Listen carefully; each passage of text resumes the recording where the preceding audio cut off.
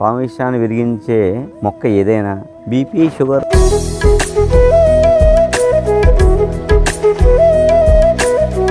పుట్టింట్లో ఉన్నట్టుంది.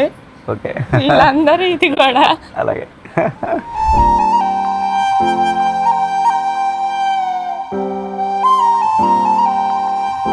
గ్రహాలు, రాశులు, నక్షత్రాలు, గ్రహదోషం ఉందనుకోండి, ఏ గ్రహం బిగ్గా ఉందో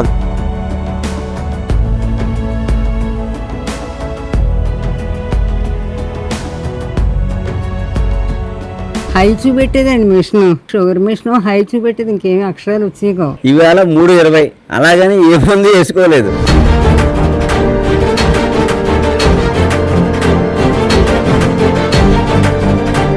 ఇక మోదుగ, రావి, మర్రి, సంపెంగ, వెదురు, చింత, అచవద్దు, ఇది మర్రి. నేరేడు కూడా నక్షత్రంలో ఒకటే.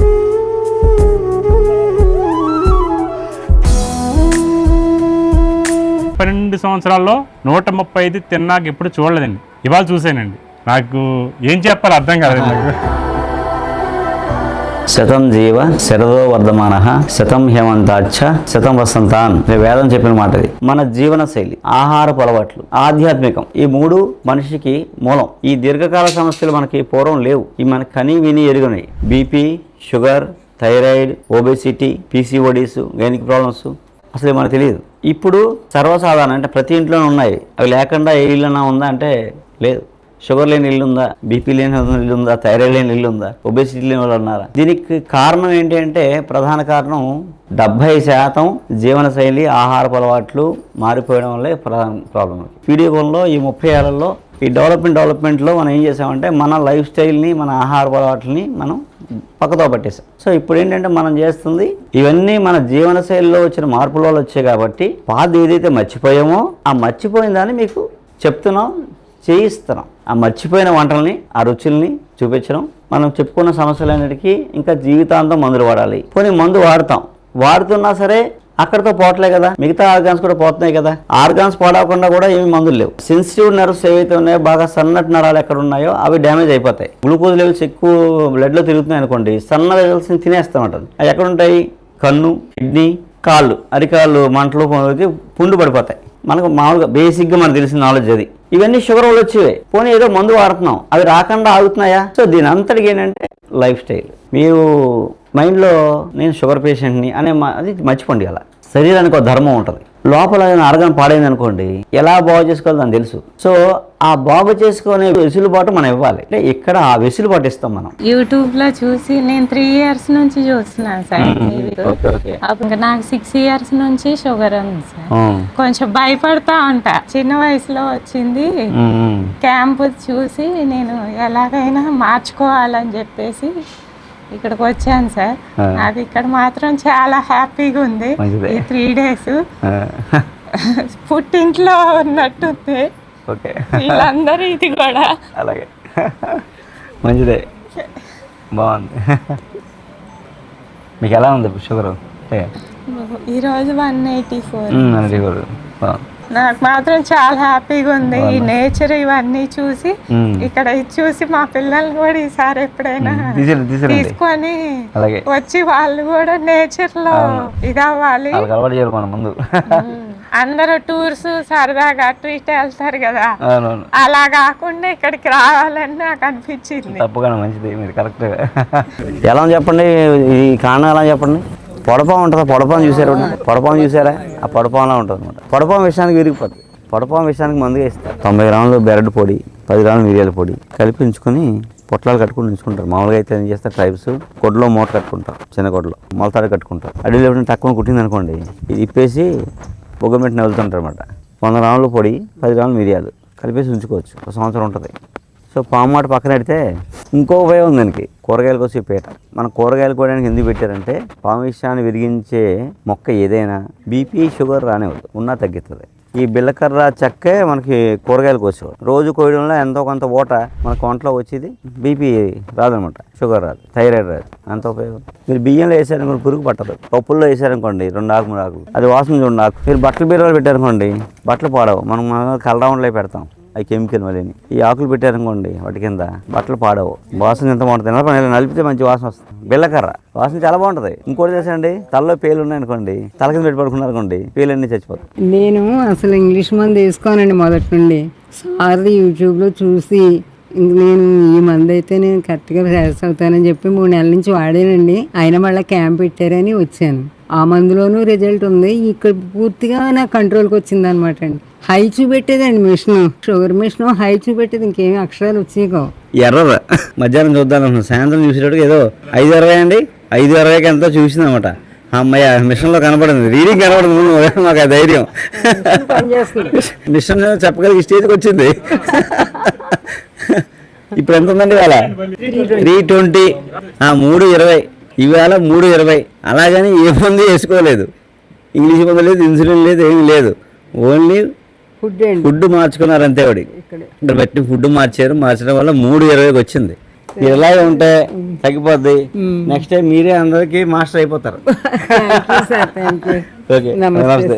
మన బాడీ పంచభూతాత్మకమైంది, పంచభూతాల నుంచి తయారైంది. సో మళ్ళీ అందులో విలీనం అయిపోతారు. ఈ సౌరమండలం ఏదైతే ఉందో వాటి ప్రభావం మన మీద ఎప్పుడు ఉంటుంది. గ్రహాలు, రాశులు, నక్షత్రాలు. గ్రహ దోషం ఉందనుకోండి, ఏ గ్రహం బిగ్గా ఉందో ఆ గ్రహం మొక్క నాటడం, లేదా ఆ మొక్కకి నీళ్ళు పోయడము, లేదా ఆ చెట్టు కింద ధ్యానం చేసుకోవడం, ప్రదక్షిణ చేయడము, ఏదో ఒకలా మనం టచ్ చేశారనుకోండి, ఇక గ్రహం తాలూకు ఏదైతే దోషం ఉందో అది పరిహారం ఉంటుంది. అలాగే మీకు హెల్త్ ప్రాబ్లం వచ్చిందనుకోండి, ఆయుర్వేదంలో మీకు మందు చేయాలనుకోండి, మందు తయారు చేయాలి. ఆ మందు తయారు చేయడానికి ఒక ఫార్ములా రాసుకున్నాం. ఆ ఫార్ములా కొన్ని మొక్కలు కావాలి. ఖచ్చితంగా ఆ మొక్కలు గ్రహంలో మొక్కలు వస్తాయి, రాశిలో మొక్కలు వస్తాయి, నక్షత్రంలో మొక్కలు వస్తాయి. వాటితోనే మందు వాసన పరిస్థితి వస్తుంది. అదనమాట. ప్లాంట్స్ అన్ని హీలర్స్. వేసుకోక్కర్లేదు, మనం టచ్ చేసినా వాటికి ఎందుకు వెళ్ళినా మనకి ఏం కావాలో అది చేస్తాయన్నమాట, హీల్ చేసేస్తాయి. దీర్ఘకాల వ్యాధులన్నీ కూడా, ఆర్గాన్ పాడయ్యేవన్నీ కూడా పూర్వకర్మలు వస్తాయి. పూర్వజన్మ కృతం పాపం వ్యాధి రూపాయలు పెడితే పూర్వీకులు మనకు ఆస్తులు ఇస్తారో చెప్పలేం, కానీ వాళ్ళ కర్మ మనకి ట్రాన్స్ఫర్ అవుతాయి. ఈ కర్మ మందై ఉండక్కర్లే,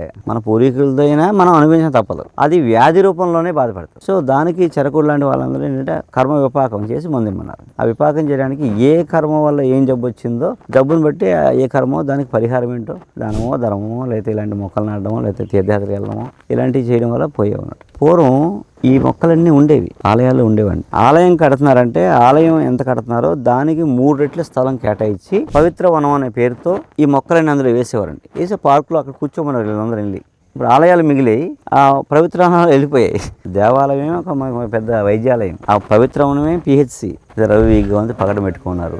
మీరు పగడం పెట్టుకోలేరు. పగడం పెట్టుకుందామన్నా ఆ స్టోన్ ఒరిజినల్గా తెలియదు. అన్ని ప్లాస్టిక్ జెమ్సే కదా ఇప్పుడంతా. అయ్యి వెళ్తే అప్పుడు ఏం చేయాలి? తెల్లజీలేయడం కదా. వేరు కానీ లేదా కొమ్మ కానీ ఇంత ముక్క మొల్లో కట్టుకున్నాం అనుకోండి, 6 నెలల తర్వాత తీసి మళ్ళీ కొత్త పెట్టుకోవచ్చు. అది రెమెడీగా పనిచేస్తాం అనమాట. ఆ స్టోన్ ఎంతలా పనిచేస్తో అలాగే ఈ తెల్లజీలే పనిచేస్తాం. అలా ఈ వనంలో కూడా మూలికలు. అందుకే అన్ని తాయెత్తులే ఎందుకు కట్టుకుంటున్నారు? తాయెత్తు చాలా వెరీ పాజిటివ్ ఎనర్జీ. ఇది నక్షత్రవనం. ఆ పైన గణపతి వనం. ఇక మోదుగ, రావి, మర్రి, సంపెంగ, వెదురు, చింత, అచవజ్జు, ఇది మర్రి. నేరేడు కూడా నక్షత్రంలో ఒకటే. జమ్మి నక్షత్రంలో ఒక మొక్కే. రుద్రాక్ష కూడా నక్షత్రంలో ఒక మొక్కే. ఇది మేధస్సు పెరుగుతుందండి. ఈ విస్తరాకులో భోంచేస్తే, మోదుగాకులో భోంచేస్తే మేధాశక్తి పెరుగుద్ది అన్నమాట. వీరితో కలిసి ప్రయాణం చేయాలని చెప్పేసి నాకు వారి వీడియో చూసినప్పుడు చాలా ఉత్సాహం కలిగింది. ఆ అదృష్టం ఈ 3 రోజుల క్యాంపు ద్వారా అదృష్టం కలిగింది. ఎవరైనా డాక్టర్లు అసలు వడ్డిస్తారా అండి? బాండ శుద్ధి అంటారు. అంటే మనం తినేటువంటి ఆహారం ఆ పెట్టే వాళ్ళు ప్రేమతో మంచి మనసుతో కనుక పెడితే ఆ ఆహారం తీసుకోవడం వలన మనకి ఆరా ఫామ్ అవుతుందని చెప్పేసి పెద్దలు అంటారండి. నాకు ఈ 3 రోజులు చాలా బాగుంది. మన ఆహార విహారాలు మార్చుకొని జీవనశైలి మార్చుకుంటే ఆ అన్ని వ్యాధుల నుంచి బయటపడవచ్చు అనే ఒక సత్యాన్ని నేను ఇక్కడ గ్రహించాను. ఇవన్నీ వట్టి వేలు అది తీస్తే మొత్తం వేలు వచ్చేస్తుంది లోపల నుంచి. సంవత్సరానికి 100 కిలోలు వస్తుంది ఒక పంట. ఇంకో పంట ఆకులు, 1 ఎకరంలో ఆకులు అయ్యా 100 కిలోలు వస్తాయి. అలాగే రూట్స్ అయ్యా ఒక 200-300 కిలోలు వస్తాయి. ఎకరానికి 300 కిలోలు వస్తాయి. అలాగే కాయలు ఈ పొద్దున చెట్లు పెద్ద అయితే ఉసిరి అవన్నీ వేసాం, ఒక 10 బస్తాలు వస్తాయి. అలాగా ఒక ఎకరంలో 25 రకాల ప్లాంట్స్ వేస్తారు. 5 layers of medicinal plants, medicinal forest అడవిలో ఉంటుంది అనమాట. ఈ పొలం ఒక 3 రైతులది, 3 ట్రైబ్స్ గిరిజనుల మఠాలు. వాళ్ళ కోడ్ వాళ్ళకి గవర్నమెంట్ పట్టా ఇచ్చింది. వాళ్ళకి ఇందులో జీడిమాడు వేసారు. పాపం ఎంత వస్తుందంటే సంవత్సరానికి 25,000-30,000 వస్తుంది. రేటు బాగుండి కాపు కాస్తే, లేకపోతే అది రాదు. ఇప్పుడు దాన్ని ఏం చేసాం, నేనే మొత్తం తోట తీయించేసి ఒక బ్లాకు కొన్ని రకాలు ఇవి. ఆ బ్లాక్ వేరు, ఈ బ్లాక్ వేరు, ఆ బ్లాక్ వేరు.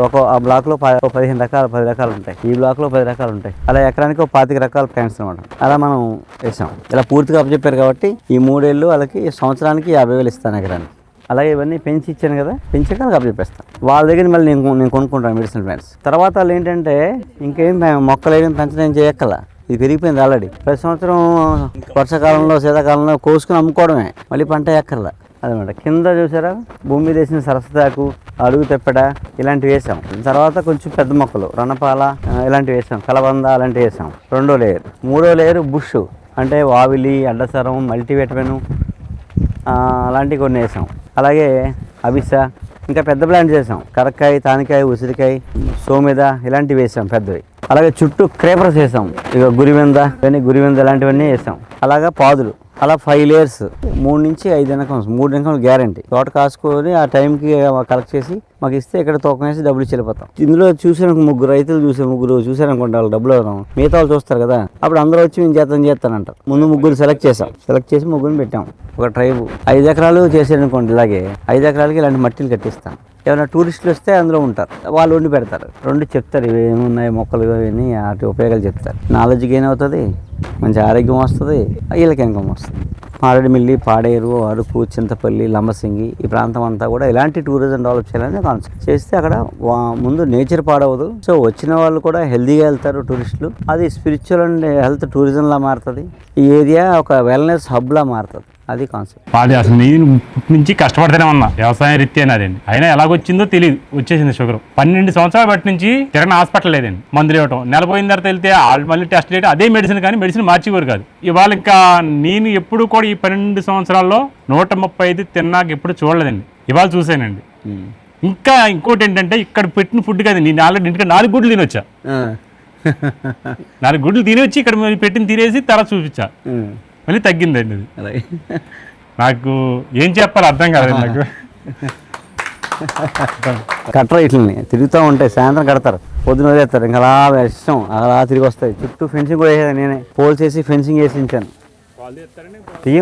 పాలు తీయము, పాలమ్ము. కొంచెం ఎక్కువ పాలు ఇచ్చినా అక్కడ ఆశం దగ్గర ఉంటాయి. ఇవన్నీ తాగి దోళ్ళు తాగడమే, ఇవన్నీ బ్రీడ్ డెవలప్మెంట్. వచ్చిందా శివుడు చూసే దగ్గర, శివుడు అనమాట. వచ్చిందా పొంగనూరు, కానీ క్లాసిక్ టైప్ పొంగనూరు అనమాట.